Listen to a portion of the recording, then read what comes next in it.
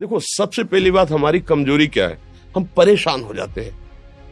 संसार में देखो तो परेशान, परमार्थ की तरफ देखो तो हम परेशान हो, ये हमारा आदत स्वभाव बन गया परेशान होना। थोड़ा सा धैर्यवान बनो, गंभीर बनो।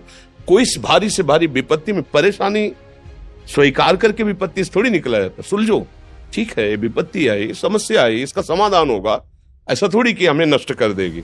अगर अभी हमारी बड़ी हानि हो जाती है, हम कल इससे बड़ा लाभ प्राप्त कर सकते हैं। हमको एकदम बिल्कुल गंभीर रहना है, इतने कमजोर नहीं बन जाना। अब वो गए तो क्या होगा, अब वो वस्तु गई तो क्या, पद गया तो क्या होगा। प्रयास किया था, ये पद मिला था, इससे बड़ा पद प्राप्त करूंगा, मैं इससे बड़ा महान बनूंगा। ठीक है, एक बार गिर गया, गलती हो गई, दंड भोगूंगा, फिर इससे ज्यादा संयम में रहूंगा। बिल्कुल, मतलब एकदम फ्रेश दिमाग रखना चाहिए। और अपने लोग क्या है, जरा सी बात में एकदम पछड़ा कर लेते हैं, एकदम कमजोर हो जाते हैं। ये बिल्कुल ठीक नहीं है। हम जीवन भर की यात्रा की बात कह रहे हैं, भारी से भारी कष्ट में भी मुस्कुराना, तो हमें बल मिला है, हमें भगवान की कृपा का दर्शन हुआ है, हमें उनका दुलार दिखाई दिया है। अगर ऐसे तो भाग जाते, फिर परमार्थ में थोड़ी चलना होता है। आज जो आप सुन करके लाभ लेने की चेष्टा कर रहे हो ना, ये केवल प्रवचन नहीं है, ये जीवन है। अगर ये जिए ना होते ना तो ये इसका प्रभाव नहीं पड़ता, फिर वाणी का प्रभाव नहीं पड़ता। हम इसीलिए कहते हैं, जैसे आप लोग एकदम परेशान हो जाते हैं, तो बोलो क्या हमसे ज्यादा परेशानी होगी। दोनों किडनी खराब, दवाई लाने के लिए पैसे नहीं, पानी रखा है हम उठ के पी नहीं सकते, भीषण शरीर में कष्ट, भीषण बुखार, क्योंकि किडनी फेल, जरा में बुखार, खाने को क्या, रोटी मांग के लाओ। अगर वहां सब्जी मिलती तो लाल मिर्च ऐसी पड़ के मिलती थी कि वो पा नहीं सकते थे। आप सोचो, पानी लाना है तो मुझे लाना है, पीना है तो मुझे पीना है।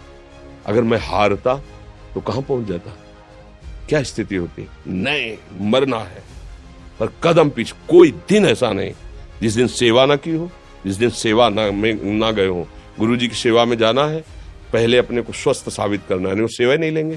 तुम बीमार हो, तुम कष्ट में, वैसे उनकी दृष्टि बड़ी शांत है, उनकी सेवा की, आके लेट गए। फिर हिम्मत की, अपनी श्री जी की सेवा की, मधुकरी नहीं गए, 3-3, 4-4 दिन भोजन नहीं गए, पर सेवा नहीं छोड़ा, दिनचर्या नहीं छोड़ी। और उसका प्रधान कारण संयम, ब्रह्मचर्य, भगवत आश्रय, नाम जप, कभी हारने नहीं दिया। अभी भी थोड़ी देर बाद डायलिसिस शुरू हुआ, हारने, आपको हारे हुए नजर आ रहे हैं। शरीर में पीड़ा है, किडनी फेल है, ऐसा थोड़ा हम स्वस्थ बैठे हैं, पीड़ा है, बार बार प्यास लगती है, थोड़ा थोड़ा पानी मिलता है, हर, लेकिन हम आनंदित हैं, हम प्रसन्न हैं। हम लड़ाई में हारे नहीं हैं, ना हारेंगे, हम जीत चुके हैं। हम अपने मालिक के भरोसे में अपना सब बात, तो वो, ये हम अपनी बड़ाई नहीं बता रहे, हम आपको बता रहे समस्या। सोचो, तुम्हारे पास तो माँ है, भाई है, बहन है, परिवार है, कोई ना कोई तो है ना। मेरा किसी ने कभी जीवन में ध्यान भी नहीं दिया, क्यों? बचपन से बाबा जी बन गए, किसी से प्यार नहीं, किसी से संबंध नहीं, कोई जानकारी नहीं, हम कहाँ हैं, वो कहाँ, किसी से कोई मतलब नहीं। अच्छा, जवान साधु कौन श्रद्धा करे? कभी गांव जाने की हिम्मत नहीं पड़ती कि रोटी मांग ले, पता नहीं लोग क्या सोचेंगे, क्या भावना कर ले। हम दरवाजे पे खड़े हैं, क्या कैसी भाव, जो हमारे सामने आकाश वृत्ति से आया यौवन अवस्था में, वही पाया, अन्यथा भूखे रह गए। जब हम हर समय अपने को विवेक के द्वारा सावधान रखे, तो हम कभी निराश नहीं हुए, कभी उदास नहीं हुए, कभी ऐसा नहीं लगा कि यार हम दुखी, कभी नहीं लगा। उसी का फल है कि उस सुख का संकेत मिल गया जहां दुख की निशानी भी नहीं है।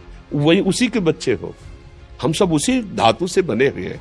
हम इतना क्यों परेशान हो जाते हैं? हम ये देखते हैं अपने लोग, थोड़ी बात बिगड़ गई परेशान, नहीं बिगड़ी तो बिगड़ जाने की संभावना में परेशान है। आज सुख है, लेकिन कल सुख छिन जाएगा तो हम आज के सुख में सुखी ना होकर कल के दुख की आने की संभावना में हम भयभीत हो। मतलब क्या हमारी सोच रह गई? हमको इतना बलवान बनना है कि सुख और दुख दोनों हमको छू न सके। भारी से भारी सुख की व्यवस्था है तो अहंकार नहीं, हर्षित होकर किसी का अपमान न करे कि हम धनी, हम पदाधिकारी, अमुक। भारी से भारी दुख आया तो हमें किसी के सहयोग की जरूरत नहीं, हम फिर अपने कदम बढ़ाएंगे, हम फिर जुड़ी हुई अपनी भावनाओं को सजाएंगे। मस्त जीवन एकदम, तुम अविनाशी के बच्चे हो। शेर का बच्चा भेड़ों के बीच में फंसकर म्यों म्यों बोल रहा है, बस अगर दहाड़ना सीख जाए तो कोई भी उसे परास्त नहीं कर सकता। ऐसे भगवद अंश, तू प्रपंच में फंसकर अपने को इतना दीन क्यों देख रहा है? तू ऐसा है कि भगवान के दिव्यास्त्र में भी ताकत नहीं तेरे को मार सके। तू अविनाशी का अविनाशी बच्चा है। विनाशी भोगों को, विनाशी शरीर को मैं मान के इतना भयभीत, इतना दुख ठीक नहीं। ये सबके लिए, केवल एक के लिए नहीं। आप समझो, आप लोग सोचते हैं हम गृहस्थ होकर भला ऐसी स्थिति कैसे। जनक जी सुखदेव जी के गुरु हैं और राजा हैं, महल है, रानियां हैं, नौकर है, चाकर। क्या सुखदेव जी जिनके शरीर में लंगोटी भी नहीं है, दिगंबर, परमहंस के गुरु हैं जनक जी जो राजा हैं।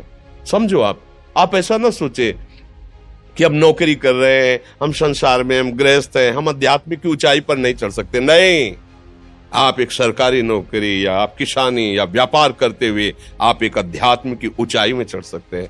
और अध्यात्म ही है जो तुम्हें इस माया के दुख सुख से ऊपर उठा सकता है। दूसरा, चाहे जितनी संपत्ति आ जाए, आप सुखी नहीं हो सकते। सब देख लो, आंख खोल के।